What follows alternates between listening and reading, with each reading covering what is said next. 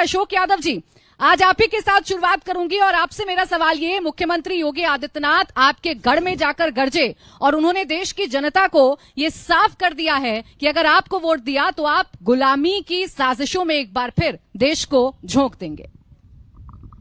गुलामी का प्रतीक अगर इस देश में कोई है तो भाजपा की सरकार है। गुलामी के अगर दौर याद करेंगे तो आपको नाम मिलेंगे जो हमेशा से अंग्रेजों की चमचागिरी करके ही अपनी सत्ता को 1935 में यही जो है जब उस समय जनसंघ हुआ करता था उसने मुस्लिम लीग के साथ मिलकर सरकारें बनाई।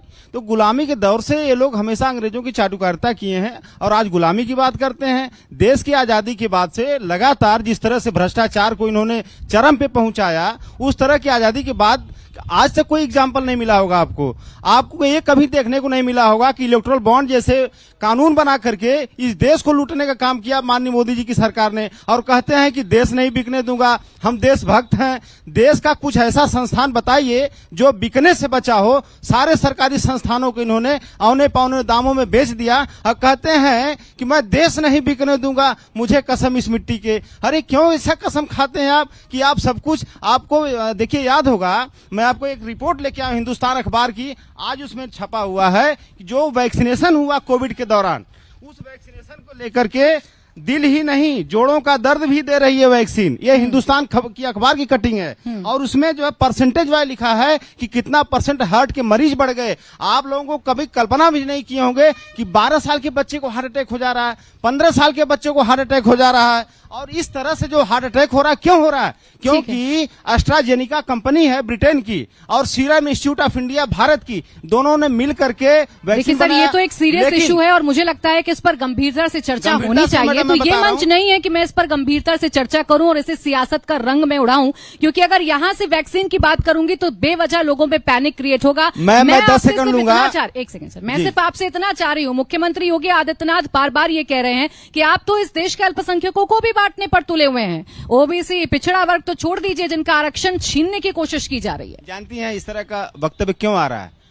CSDS का एक सर्वे आया है और उस सर्वे में है कि 23% लोग महंगाई से परेशान है, 27% लोग बेरोजगारी से परेशान हैं और मात्र 8% लोग हिंदू मुस्लिम के ऊपर कंसर्न है। और जो भारतीय जनता पार्टी की यूएसपी हिंदू मुस्लिम है, उस पे मात्र 8% जनता ध्यान दे रही है। 92% जनता हिंदू मुस्लिम को नकार चुकी है। इसीलिए बौखलाहट में माननीय मोदी जी हिंदू मुस्लिम इनका तो आप पर्दाफाश करते हैं, लेकिन आपको ये भी तो बताना होगा ना, जब मुस्लिम आरक्षण का मुद्दा मुख्यमंत्री योगी आदित्यनाथ उठाते हैं, देश के प्रधानमंत्री जब ये वाला मुद्दा उठाते हैं, तो आप क्यों इस पर अपना स्टैंड क्लियर नहीं कर पाते? क्यों नहीं बता पाते कि आप इसके खिलाफ हैं या इसके साथ खड़े हैं? देखिए, सबसे बड़ा सवाल उठता है कि आरक्षण को लेकर के जिस तरह से योगी सरकार आज भी 69,000 सहायक शिक्षक भर्ती में आरक्षण लूट के बैठी है योगी सरकार, वो आरक्षण कब देगी? चुनाव के पहले ही सरकार कहती थी हाँ हम आरक्षण देंगे, लेकिन चुनाव बीत गया, पिछड़े समाज दलित समाज का सर यही दिक्कत है। आपसे जब आपकी पार्टी को लेकर सवाल पूछा जाए, आप लोगों से समाजवादी पार्टी पर सवाल पूछा जाए तो आपको याद बीजेपी आती है। बीजेपी का जवाब देने के लिए राय साहब आपके बराबर में खड़े हैं। मैंने मुस्लिम आरक्षण पर सीधा सवाल पूछा था, हाँ या ना, होना चाहिए कि नहीं होना चाहिए? देखिए, हमेशा जो है पिछड़े दलितों का आरक्षण ये सरकार लूट के बैठी, उसको देना चाहिए। सर मैं पूछ रही हूँ, मुस्लिम आरक्षण होना चाहिए कि नहीं होना चाहिए? आरक्षण कोई रेवड़ी नहीं है। आरक्षण जो है तो फिर समझाइएगा कांग्रेस को आरक्षण, तो फिर समझाइएगा ना, फिर समझाइएगा कि क्यों कर्नाटक में प्रैक्टिस हो रही है, क्यों आंध्र प्रदेश में प्रैक्टिस हो रही है, अपने साथियों को समझाइएगा। खैर राय साहब, अब ऐसा लग रहा है कि ये चुनाव आपके हाथों से निकल रहा है, इसलिए खुलकर हिंदू मुसलमान के पिच पर खेलने के लिए आ गए हैं, खुलकर इस देश की जनता को डराकर वोट बटोरने के लिए आ गए हैं। पहले तो मैं आज के शो में इंडिया टीवी के सभी दर्शकों को और भारतीय जनता पार्टी की तरफ से मैं ढेर सारी शुभकामनाएं देता हूं, और विशेष तौर पे हमारे अभी समाजवादी पार्टी के साथी, मुझे हंसी आ रही थी। कहावत है कि सूप हंसे चलनी हंसे जिके 72 छेद, यही कहावत चरितार्थ हो रही थी कि प्रश्न आप क्या कर रही हैं और उत्तर क्या मिल रहा है। जहां तक आपने आरक्षण की बात इनसे पूछी और पिछड़ों के बहुत रहनुमा बनने वाले ये लोग कह रहे हैं पिछड़ों को संवैधानिक अधिकार किसने दिया?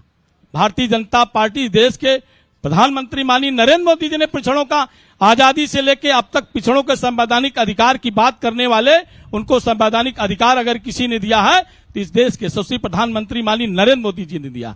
और जहां तक बांटने की बातें कर रहे हैं, जहां तक बांटने की बात कर रहे हैं, बांटने का काम भारतीय जनता पार्टी और भारतीय जनता पार्टी की सरकार नहीं, बांटने का काम केवल समाजवादी पार्टी करती आई है उत्तर प्रदेश में, और पूरे देश में तो इनका कोई अता पता नहीं। लेकिन उत्तर प्रदेश में उत्तर प्रदेश की जनता ने जब इनको हक और हकूक और शासन चलाने का अवसर दिया था, यही नारा लगता था उत्तर प्रदेश में, जो खाली प्लाट हमारा, वो खाली पार्ट समाजवादी पार्टी के लोग कब्जा करते थे।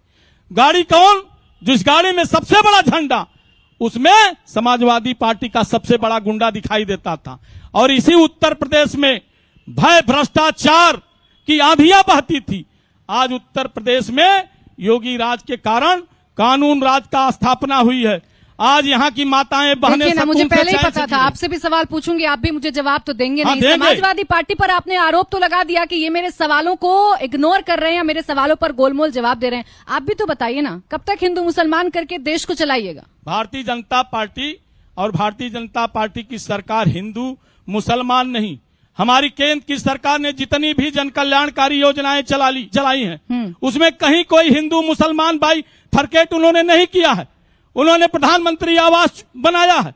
प्रधानमंत्री आवास के कारण जितना हिंदू को मिलता है उतना मुसलमानों को मिलता है, जितना उसमें पिछड़ों को मिलता है उससे कहीं ज्यादा अनुसूचित समाज को मिलता है। भारतीय जनता पार्टी समानता का भाव रखने वाली पार्टी है और सबके साथ सबका विकास, सबका विश्वास अर्जित जब करके बारी चलने है वाली समानता सरकार है। के और इस विश्वास नाते को जगाने भारतीय की जनता पार्टी मंचों कोई से भेदभाव नहीं करती आपको है। मंगलसूत्र याद आने लगता है, आपको कर्नाटक की सरकार याद आने लगती है, आपको पूर्व प्रधानमंत्री मनमोहन सिंह का कई साल पहले दिया हुआ बयान याद आने लगता है। आप मुद्दों पर बात करिए, विकास पर बात करिए तो ज्यादा बेहतर रहेगा। भारतीय जनता पार्टी मुद्दों और विकास पे ही ठीक है। आज भारतीय जनता पार्टी खड़ी है।